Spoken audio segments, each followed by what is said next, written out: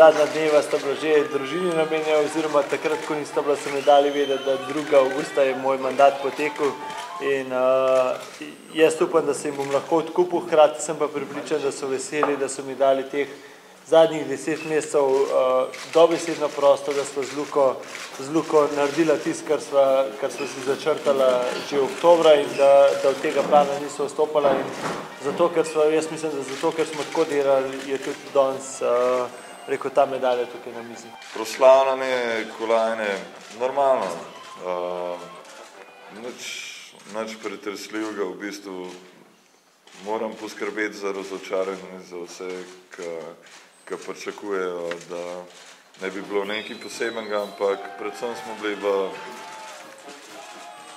po tekmi z novinarji, pol pa v slovenskem pubu in po slovenskem pubu smo pa najdel še nekaj časa za nek bar, kjer nam je pa vrata odpirala moja kolajna. V bistvu nisem razmišljal ne v preteklosti, ne v prihodnosti. Dobesedno sem se po tekmi oddahnil. Posebej, ker je bilo zaradi teh tudi malo vetrovnih razmer marsikaj nezaželenega mogoče, ampak se na srečo zelo v redu. Konkretno je šlo tako, da v bistvu recimo se nisem ukvarjal ne z analizo, ne vem česa, pa niti ne z plani, ampak predvsem sem se pripustil pač toliko dogodkov, pa šel malo tudi naokrog. Ne nujno, mislim, v ta slovenski pub in po slovenskem pubu recimo pa s kakšnim kolegom tudi kam drugam. Ta je danes prvi dogodek, kjer smo dočakali, se pravi, da se je medalja Luke in Iztoka vrnila v Slovenijo domov, tako da se veselje začne.